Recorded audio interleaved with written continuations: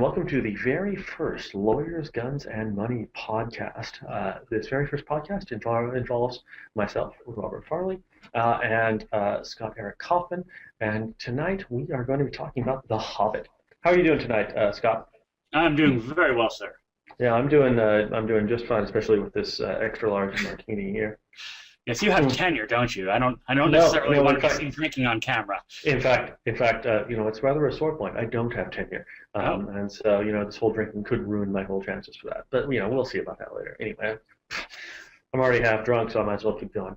Anyway, so today we're talking about The Hobbit, um, which is a movie.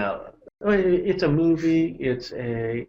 It's obviously more than a movie, right? Because The Hobbit is, and some people read The Lord of the Rings first. I certainly read The Hobbit first, and then I read The Lord of the Rings, and so it is a text which is to a lot of us, and I mean I'm not sure about your history with these texts, but I mean to me, I've actually never read The Hobbit. I had a Christmas tradition of reading Lord of the Rings. No, wait. I read Lord of the Rings. I've read The Silmarillion. And I had a Christmas tradition of doing that every year, along with Moby Dick. They were nice winter books. But The Hobbit I couldn't. I tried. I think Right back there somewhere. the I admission that. couldn't go back and read the kids' book after I'd read. Well, okay. First, it's not a kid's book. Okay, it's Well, it's young adult fiction. I mean, first, Young. okay, let's be specific about this. I mean, Hunger Games is young adult fiction, and it involves people being butchered for Yes, public but butchery. I only wrote like 3 posts on that. So Okay, well, my only point here is that it's young adult, not children. Okay, so I just want to make sure we get that right. And second, whatever attitudes you may have towards this film that are in error and that will be demonstrated to be in error in this ensuing podcast will be because of your failure to have read the book. And I'm just going to come out and say that right now, that we now have an explanation for the existence of your impious and incorrect attitudes. Anyway, so my only point is that these are, of course, holy texts to many of us who read both The Hobbit and The Lord of the Rings in high school and junior. Well, Lord of the Rings is certainly a holy text for me. I just Right. never went. I went into the Lost Tales. I went into the Silmarillion. I just never. I never Well, I went back mean, and read them. let me posit here that you're a joyless academic, right? I mean, you decided to plow into the Silmarillion and the Lost Tales because you preferred to have this academic detachment with this universe rather than to enjoy yourself. You know, Whereas, that's absolutely correct. I actually came to UC Irvine to be a Joycean, right? Mhm. And I was studying Ulysses, in which he recreates One Day in Dublin, recreates if Dublin is ever burnt to the ground, they could rebuild it from the text of Ulysses. I also read a lot of Pynchon, again, a world builder. That really is sort of the mode, the Ian Banks culture novels. I mean, Mhm. that's what I enjoy. So I completely agree that my preference for Lord of the Rings would be based on an academic desire to just invest myself into a world. Right. And lose myself. So Well, I mean, I wouldn't disagree, right? I mean, I would say that, much my own interest in history and in sort of deep political, even though, and I think we'll talk about this, the politics of Lord of the Rings are so, often very deeply embedded and sometimes hard to find. But, it sparks my own academic interest. But we'll discuss that anyway. So we both went and saw this movie. You've seen it twice, or you've seen it 3 times, right? I've now seen it 3 times. You've now seen it 3 times. I have merely seen it once, but then again, I did read the book, unlike you, and I've read the book many times. So I guess let's plow into one of the big questions, and the reason I think I'm interested in starting here is because you write a lot about visual rhetoric for the site. And a lot of the discussion of this film has been on Jackson's choice to film in 48 frames per second. And I only saw in 24. And so many of the things that bothered other people about the movie did not bother me because, I only saw it in 24. It seemed normal to me. But I mean, I guess, what are your thoughts on this whole controversy about the 24 versus 48? Well, basically, that the decision was sort of misguided from the get-go because he's not.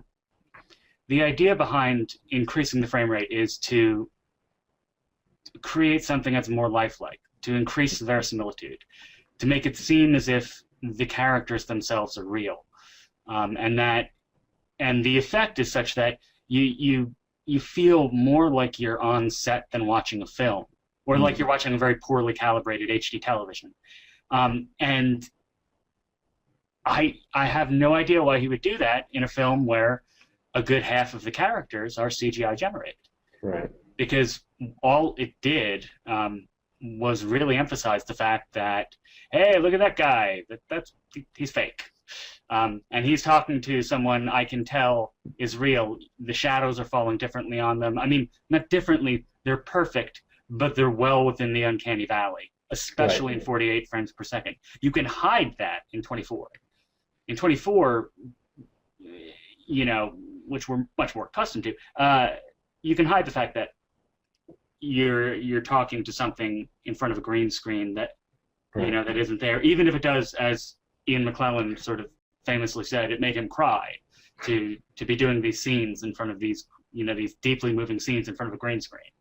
Now, if I can interrupt for just a second, I mean the scene that, and this was just in 24, but the scene that kind of leapt out at me as being, and what people have commented about and I'm curious how it looked in 48 versus 24, was the scene with Christopher Lee and Cate Blanchett, right? The Galadriel and Saruman scene, where it just Christopher Lee looked so plastic even in 24.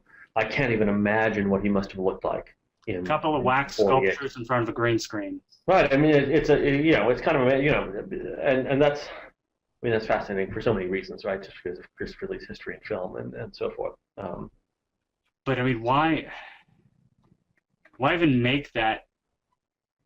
I mean, the obvious reason to make the decision, I think, was probably not Jackson's, but the film studios, because they sort of wanted a repeat of the novelty effect of Avatar from a few years ago, where. I mean, really? I mean, do you think that really? Because yes, I mean, absolutely. I mean. It's okay, another selling point. Right. I mean, that's interesting because, I mean, it seems to me, and this is kind of what occurred to me while watching the disaster that was King Kong, that, and I think King Kong even made money. So, overseas, yeah. Yeah, Peter Jackson gets to do whatever he wants at this point, right? I mean, is he really susceptible to those kinds of pressures right now? I don't think he's susceptible. I think he just. He's not going to say no. I mean, because he is interested in technological innovation. Otherwise, he wouldn't have had Andy Serkis doing what he did in the previous 3 films. I mean, you wouldn't have that kind of commitment to CGI that he had if he wasn't interested, in some ways, in just being a kind of pioneer. He just wanted to kind of push the boundaries. And if the studio comes and says, hey, can we film this in 48 frames per second? Would you be okay with that? I think he's going to try to think of interesting things to do with that. I just think he failed. Visually, it's a terrible. You literally look like you're on set. Or I mean, the film looks like you're on the set. You can see. I mean, you have all these brilliant makeup artists who invested so much time in making people look good in 3-point lighting and 24 frames per second, and you put them 48 frames per second, and suddenly everyone looks like shit. Right, it's reminiscent. I mean, I remember hearing sort of, back when 15, or no, not even 15, but 25 years ago, when people were denouncing Ted Turner's approach to colorization. He was colorizing just awful. He was engaging just in sort of willful artistic destruction by colorizing classic black and white movies, and people were pointing out that. Yeah, people worked very hard to create the shading in these black and white films, right? That this was a critical aspect, and it was all disappearing, right? Which is, I guess, a little bit different than the makeup artists in this, but it's another example of something where people had worked very hard to create a facsimile of reality within a particular set of technological constraints. And It's being reminded of a certain old Italian woman who decided to improve upon a fresco in her church. Right. It's sort of the equivalent here. With colorization, it's just you're just doing it wrong. This isn't quite the same because he is trying to push boundaries, not. But I mean, it really looked awful. I cannot express how. Now, did you see the 24 or the 48 first? I saw the 24 first. Okay. Now, I mean, because I have read reviews from other people who have said, oh, well, I kind of liked the movie at 24. It all made sense, and at 48, I absolutely abhorred everything that happened. Well, when I saw it at 48, sort of in a professional capacity, because I wanted to.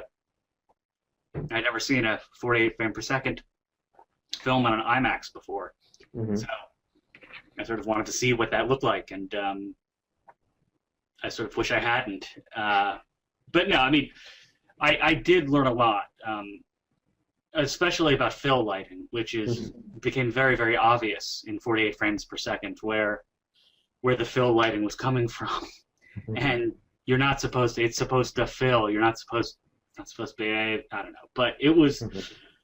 It was an education. I just, it boggles the mind. I mean, at least with Avatar, the only palatable parts of that film were what James Cameron was doing with 3D. And the most interesting scenes were the ones where people were sitting around a table, and that table extended into the audience, and you actually felt as if you were sitting at the table as they had this discussion. That was a really innovative use of, not just, throwing fucking spears out at the audience, but getting to sit down at a conference table. That was great. But there's no room for that kind of subtlety and the scene that I would say was ruined the most by 48 frames per second was the best scene from 24 frames, which is Gollum and Bilbo. That encounter was completely ruined when you washed the colors, when it made it clear that, Bilbo was talking to a guy wearing a computer-generated. It's just that took sort of the heart of the film out of it, and that was the most unfortunate. Kind of added. All right, so moving on from this. I guess I'll start the next section by saying that when I had gone into the theater being fully prepared, having read a few reviews, to be extraordinarily disappointed, especially, and in fact, we had comprehensive examinations the week before the Patterson School, the week before the film came out, and I was even making jokes during the comprehensive examinations, along the lines of, well, listen, somebody was crazy enough to think that you could turn a 200-page novel into three-hour movies, right? And so, what do you think about this political question regarding Syria? And it actually made sense at the time, but I can't reproduce that right now. But I'm sure that if the student were here, he or she. If she or he passed, I don't remember. Anyway, he or she would be able to, speak to this question and, explain how it made sense. But, given that, I would say that I was far more willing to tolerate the pacing than I had expected. But I gather that you do not share this view of the pacing in The Hobbit, The Unexpected Journey. No, I actually have my little numbers up here on the side for the most interminable scenes, including the initial meeting at Bilbo's house, which begins at 1638 on this totally not pirated Korean DVD screener that I didn't watch today. Begins at 1638, ends at and by ends, I mean when they all tumble into the room, all of the remaining, at 28:31. which means we have 14 minutes of people entering a room Right. and being named. And that's a scene that could have played brilliantly, because it's a scene that was kind of ripe with comedic possibility, especially with an actor like Martin Freeman, who, is great at that kind of British discomfort. I mean, that's, you go back to the original Office. Right. Tim. Tim. Tim, yeah. He's really great at exasperation. And if it had gone bang, bang, bang, and you had let him react, it would have been fantastic. But instead, it just kept getting dragged on and on and on, and that it wasn't good. I can see that. I can see your case. You got a case there. I mean, I can see that argument. It's just a wasted It makes sense to opportunity me. more than anything else.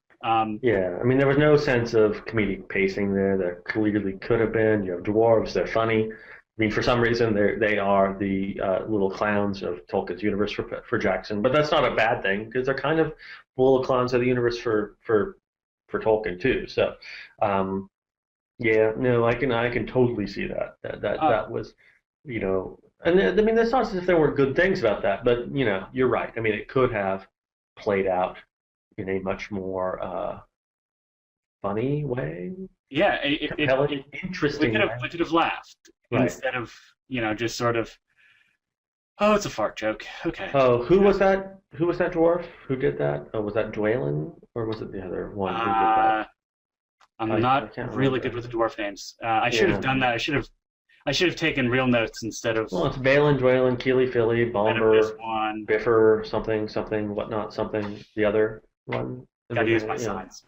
right. No, I will say one thing though. Rewatching it Mhm. today, I was much more forgiving of certain elements of the pacing than I had been Mhm. previously.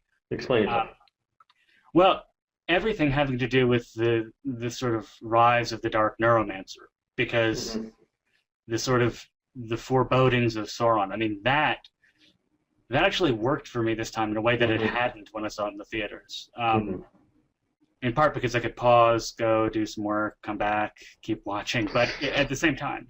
Now, what did you think? What do you? And I have to say, kind of straight out, that I mean, so when I left the theater, the first time I thought to myself is that, okay, I enjoyed this a little bit more than I expected. The second thing I thought to myself, I can't imagine how anyone not deeply steeped in Tolkien lore could possibly have enjoyed that film. And the third thing I thought was not certainly any idea about Radagast the Brown, but a lot of the hostility so far has been about Radagast the Brown. People have called him Jar Jar the Brown and so forth. I mean, did you have any particular trouble with Radagast? I did as a character, but not as a narrative element. I mean, that's sort of, I guess, what I'm saying Well, today that's with interesting. the pacing, because Mhm. as a narrative element, he's really the one who's introducing Hmm. Sauron into a story that he really played no part in, at least in the animated version of The Hobbit that I have seen a million times. I'm not going to sing The Greatest Adventure for you, but I could. Hmm. I as a character was sort of stupid, and I think it was Stephen Colbert who was the talking rabbit who said "Let's go." I thought that was sort of unnecessary. I think it's who Colbert ended up being. I could very well be wrong. But I really liked how he fit into the narrative of things are falling apart, because nothing says things are falling apart like a very powerful wizard half covered in bird shit. I mean, Right. that says that the natural order of things is not working as it should. Right. So I sort of enjoyed that more this time, because it's part of the whole bigger story. And I know we were going to talk about this later, but it's part of the whole bigger narrative of. Right. Well, but that okay. So I mean, but I think these questions are connected. The question of pacing in politics and sort of Tolkien's intent are connected. A reason that so when I mentioned earlier that I can't imagine why anybody who's not deeply steeped in Tolkien could enjoy this is because I think that for so much of it you have to understand the mythology behind what's being presented here, and the mythology that Jackson presents is not exactly what Tolkien offers, but in a lot of cases it's fairly close. And so, I mean, you know, I mean, one way that I've thought about this is that the Lord of the Rings, as originally told by Tolkien, is of course three novels, but fundamentally it's a story about nine people who travel a long way in 3 months and then throw a ring into the fire, right? And the chronology is about 3 months. And The Hobbit is a short novel about 14 people who travel for about 3 months, and in the end deal with the dragon, right? And there is no sort of a priori reason why you couldn't, if you had sufficient extraneous material regarding the universe, or were willing to produce it, you couldn't make 3 movies about this second narrative, and not 3 movies about the first, right? That I mean, in some sense, you're talking about very similar journeys, and I think that Jackson really wants to evoke that, right? Because I mean, he has obviously very similar, the approach to Rivendell and all these things, very similar scenes, and he wants to evoke the Fellowship and so forth. Okay, I think you're probably more right than you think you are, because if you consider the beginning of the film, Mm-hmm. The film begins at the exact same place that Fellowship does.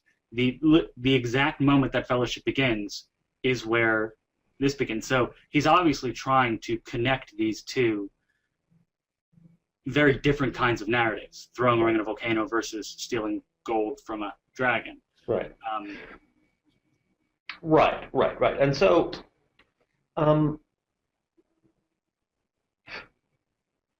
I found this to be sort of almost against my will and surprisingly a much more political account of Middle-earth than Lord of the Rings. And let me explain it, what I mean by that.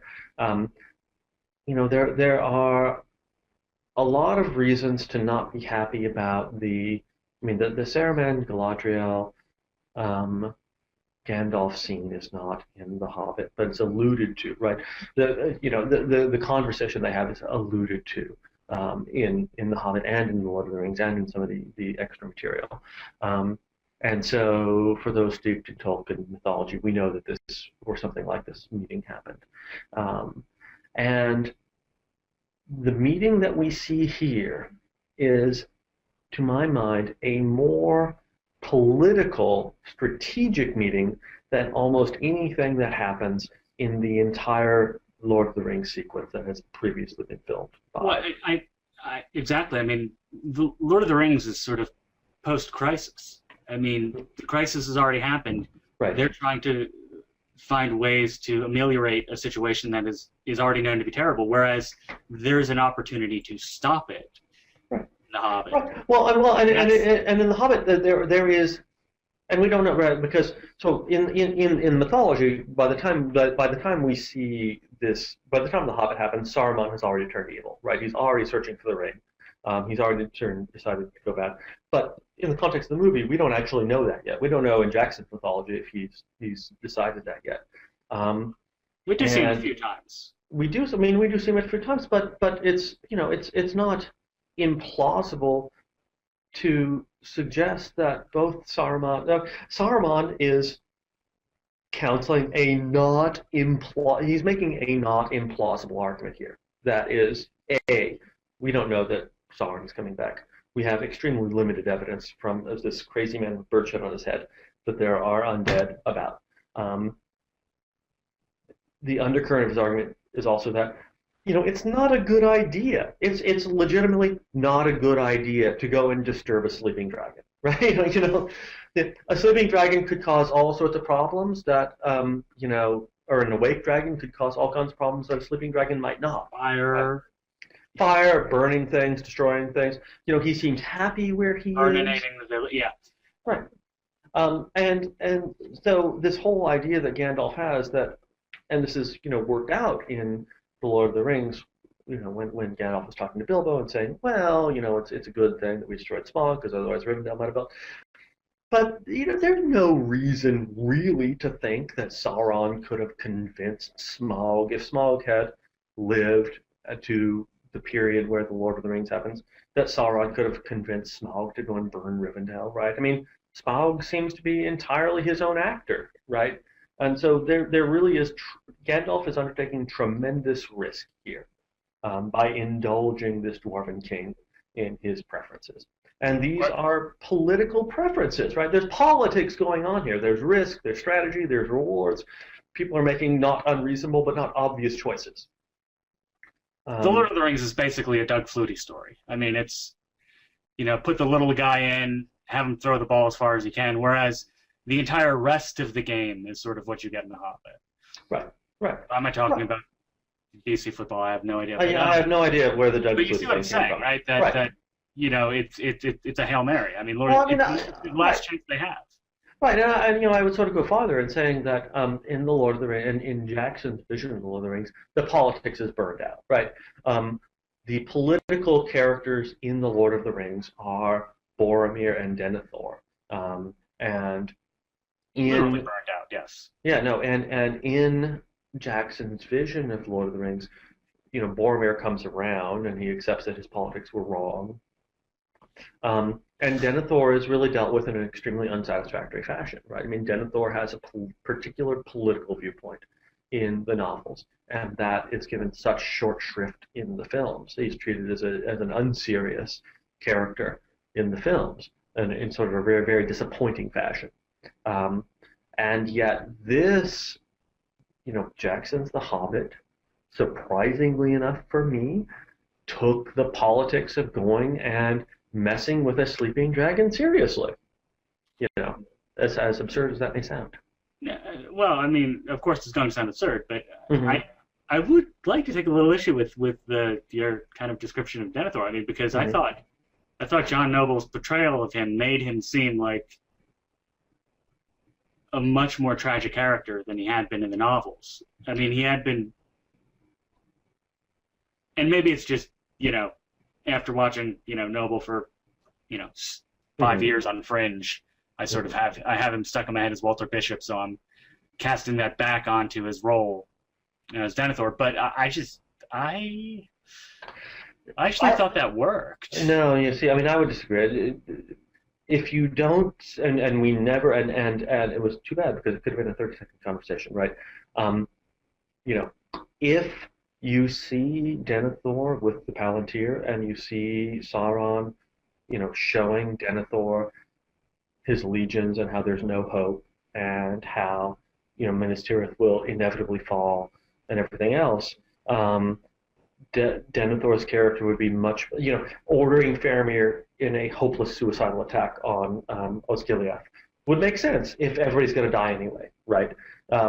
It doesn't make sense the way Jackson portrays it, but it makes sense to the Denethor character in the novels, where death is inevitable and glory is the only thing we can still achieve, right? I mean, those are political questions, and that is not evident in my view, in the character as he plays out in the films. I wasn't arguing that it was. I was just saying I found him to be sort of movingly tragic in his kind of forlorn desperation to do something, even if it meant burning his own son and himself. Right. You got to do something. I mean, you can't just. Right. I mean, but I thought that it would have been easy for Jackson to show the source of his despair, which is that he's an extraordinarily strong figure, but he has been misled by Sauron to believing everything's hopeless, right? And that would have added a layer of tragedy to his character that wasn't there in the film. Am I conflating the books and the extended editions? I thought that was in the extended editions. No. I mean, to my memory of the extended editions, Denethor is never shown a Palantir, right? I mean, that scene never happens. He's never contending. In the books, he contends with Sauron in the same way that the other powerful characters do with a Palantir, right? And in some ways, he's even sort of stronger than Saruman in that he resists Sauron's lure, but he despairs, and that's not in the Jackson. That's not in Return of the King. Again, like I said, I might just be conflating the books and right. The extended editions. because the books of Lord of the Rings I have read probably 18, 19 times at this point. Mm-hmm. I mean, I guess I'll believe that of a person who's never read The Hobbit. You know, I'm sure. Well, yeah, I have probably a true. very, very beautiful edition of it. In fact, I have a very beautiful edition of it right here. Oh, I have this lovely unread copy of this book that we happen to be talking about. So, Yes. Yes. The Hobbit by J.R. Tolkien, but This is almost like an Onion article, right? You know, English professor has unread copy of Hobbit on shelf. yeah, no, we don't need to play humiliation. I've done that enough times. Tolkien scholar has unread copy of Hobbit on shelf. Yes. I don't know how to follow that. Keep going with politics, I think. Right. So anyway, so I thought this was, you know, there were politics in this movie in a way that there weren't in Lord of the Rings. Now, I mean, you had suggested what Jackson's trying to do here is to create sort of a more and this is a sort of a minimal achievement, I guess. Perhaps a more compelling 6-film sequence than, and I don't think you mentioned this, but than Lucas, right? But that he's envisioning this as, you know, a 6-film sequence.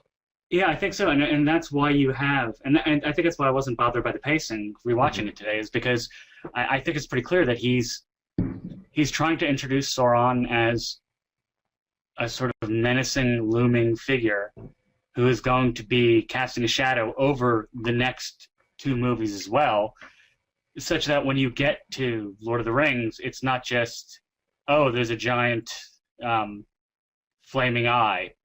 What's that? Mm-hmm. You know, but it actually will be a nice, cohesive narrative all the way through. And I think that's that makes it a little more compelling. I still don't want to see any more rock giant fights.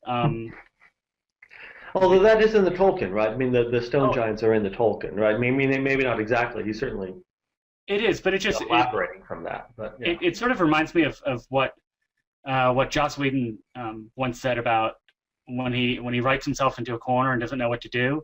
He just, you know, put Willow in danger. Just find something, put her in danger, and we'll write our way out of it. And you know, that sort of seemed like a scene where the only point was, look, they're still in mortal peril, which we knew that. Right. They hadn't been out of it yet. They were fleeing from a kid. I mean, it seemed sort of pointless. And in fact, I very cynically, in my real notes, not the ones I showed earlier, I noted that it almost seemed like he's pre-competing with his co-producer, because Del Toro's Pacific Rim, right, this summer is all about giant sea monsters fighting giant robots. Right. And I was like, well, maybe he's trying to get a leg up on the giant things fighting market.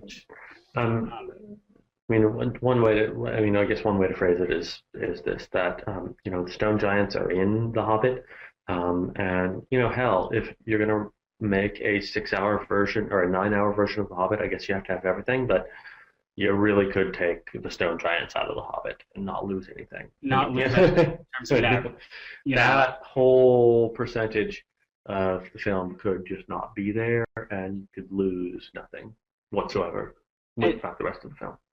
And the other, I know I was talking about how, you know, the things that I sort of liked about how I think they're setting up the Lord of the Ring films. You know, for instance, I was reading an interview with Peter Jackson a few weeks ago where he talks about how he deliberately did not update the CGI because he wanted them to all look of a piece. And he didn't want any one film to, you know, sort of the comparison to Lucas, where you watch the prequels, they look totally, and they look like you're playing a video game, versus the sort of the almost earthy quality of these spaceships in the first 3 films, 4 through 6. Anyway, but the one thing that I could not, you know, that occurred to me rewatching it today was,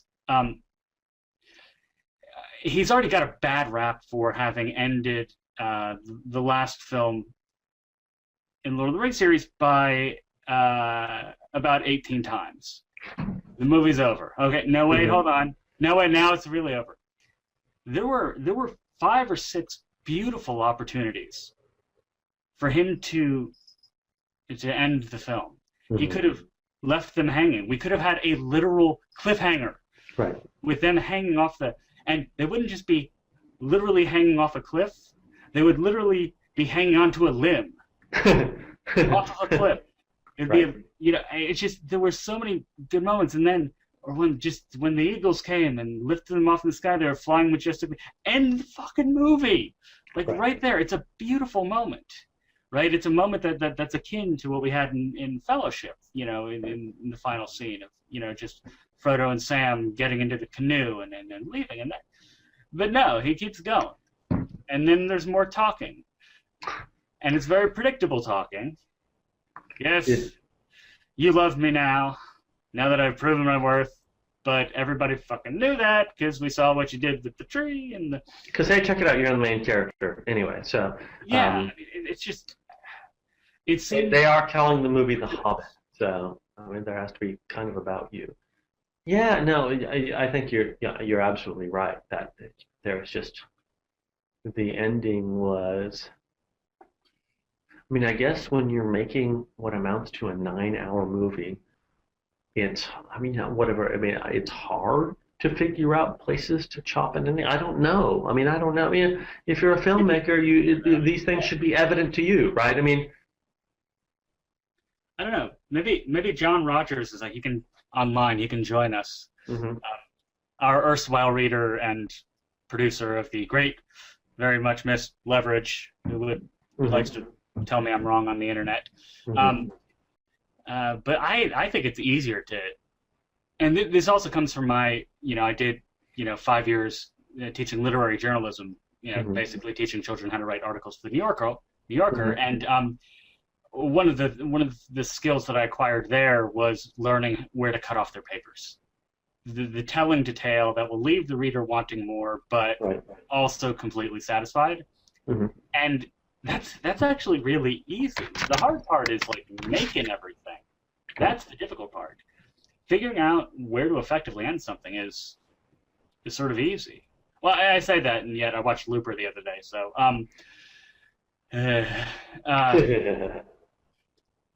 movies ruined by their endings.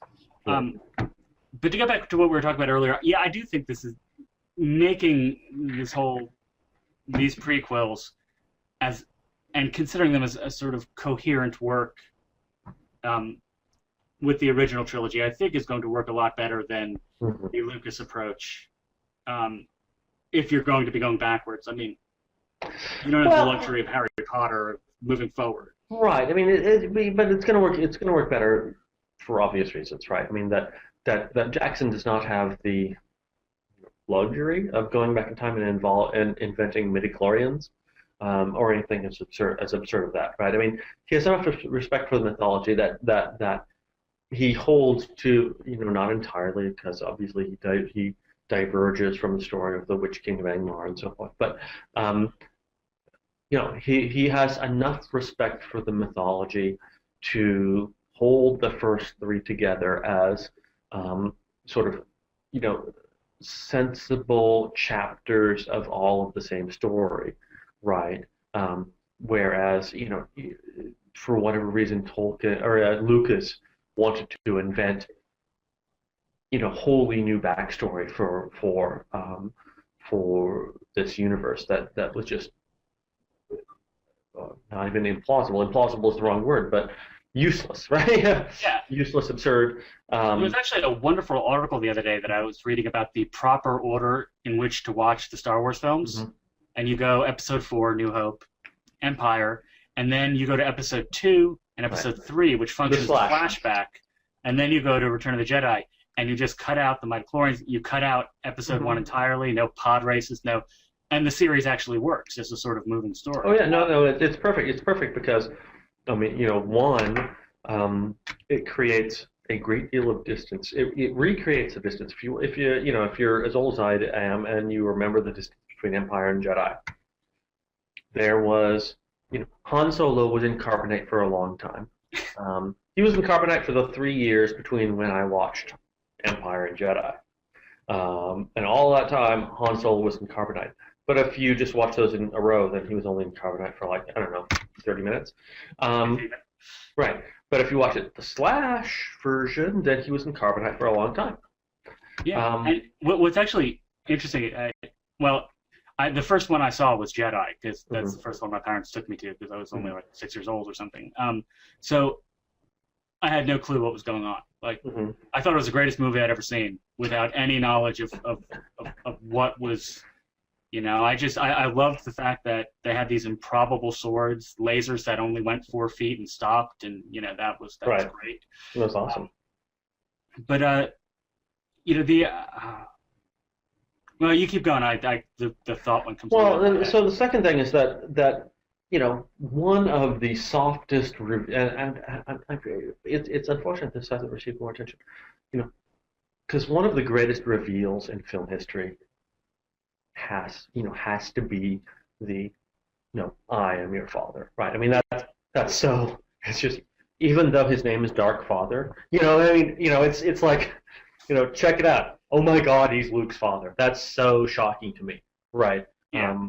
And that's something that would be ruined if you watched them in sort of the 1, 2, 3, 4, 5, 6 order, right? So you would never want to do that, because it's actually recreating the narrative tension, and this actually kind of segues nicely into something we'll be talking about in a few weeks, which is Game of Thrones, in which George R. R. Martin has given the writers and producers of the show the luxury of doing whatever the fuck they think is going to work best on screen. Right. And I think part of the reason that the Tolkien is, to the extent that it's a lot clunkier than Game of Thrones, in a narrative sense, is because of the reverence for the dead author. Because we can't violate his wishes, because we can't ask him if he would be okay if we changed this around. Whereas Martin seems to be the kind of storyteller who, when he's writing, is actually really interested in telling the story in the best way possible, even if it isn't faithful to the original. Right, and maybe sort of interested that Chris Tolkien has come out to sort of denounce The Hobbit and so forth. But here's my point, right, with regards to the Star Wars things, that the Luke, Leia, our brother and sister, is one of the weakest reveals. It's a hideously weak reveal, right? I mean, it's just, and check it out, Leia is my sister. Well, they're trying to top the. I guess, yeah, and they fail. It fails utterly, right? In Jedi, it fails utterly, right? I mean, it's just, I guess that's not when I was 6 years old, but yes. Okay. Well, it failed with me. Okay, that's just my point. Maybe, I don't know. Anyway, but I think it's a very weak reveal where he says, you're my sister or whatever. I can't even remember what he says, right? It's that conversation they're having. But I don't know how I would have felt about it, right? Because when you get to the end of the third movie and she gives birth to twins and it's Luke and Leia, right? I mean, that's a whole different reveal, right? Because they don't. I mean, people who have never seen those before don't realize that Luke and Leia are brother and sister, right? And so that's an interesting reveal at the end of the third movie. I think I think I might actually do this. Right. I hadn't seriously considered actually going back and rewatching it in this order. I just thought it was an interesting idea. But no, you're right. I think it will work better in a narrative sense. Right. I mean, think about that. The Luke and Leia reveal, right, which is weak in Jedi but is much stronger in Revenge of the Sith. But is, because everybody who's seen Revenge of the Sith has also seen Jedi. But pretend you hadn't, and think about how that reveal might be. Well, this is part of my, and this is something maybe it's just me, but I think those reveals actually get more moving the more times I see. I don't. The spoilers seem to get better with time for me. I mean, I very famously spent 3 years watching nothing but Batman Begins, because just that moment where he's on the roof and he repeats back to her, right? What she told him. Like, that's a great moment, and it only gets more moving the more times he makes it. So I think it could still work, and that's what I'm saying. I think I might go rewatch it this weekend if I am finished catching up from all the flu and Right. have time. So let me drag you back to the Hobbit for a second, given that Okay. that's the whatever, this is our podcast, we can do whatever the fuck we want. But resolved, not resolved, but let's just say that Bilbo is a much more interesting character than Frodo. Okay. You have no, I mean, that you're happy with that? That he's more complex, No, he's more no. interesting, a better actor. I mean, what do you? I think he might be a better actor, but he's underutilized, and I think Elijah Wood actually did a lot better with Frodo in the first in Fellowship than Freeman did with Bilbo. Interesting. I just because I know what he can do, whereas Elijah Wood kind of, I mean, and I'm teaching Fellowship right now, so it's sort of foremost in my head. But just the size of that boy's eyes. I mean, those things are dinner plates. Bright blue Right. with the blue filter. I mean, it is